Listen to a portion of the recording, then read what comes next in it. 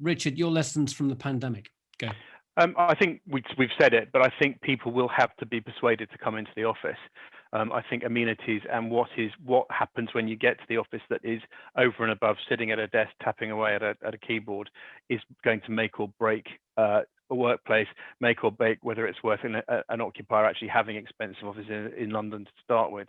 I think the other interesting thing that has become apparent over the last year or whatever it is that a lot of people have said, maybe offices are following retail. It only takes a bit of disruption to completely, it only takes one Amazon, which is actually not a huge percentage of retail sales, believe it or not, to completely disrupt the sector. I think I slightly disagree with that. And I think you should really consider which way the money flows. In a retail situation, you make the choice. You're the customer. You can go on Amazon. You can go to your local high street.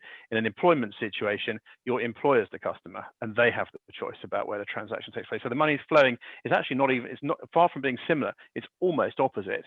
Because the money is flowing literally opposite to itself.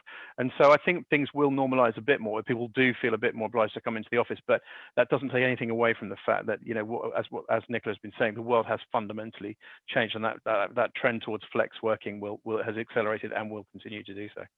Okay, Nicola, your turn. I'd say the more virtual work becomes, the more important physical places for gathering and learning are. So there's a relationship between those two. I think there is no sense in trooping millions of people into cities with all of the carbon footprint associated with that in order for them to work silently, sitting in rows side by side. That won't happen again.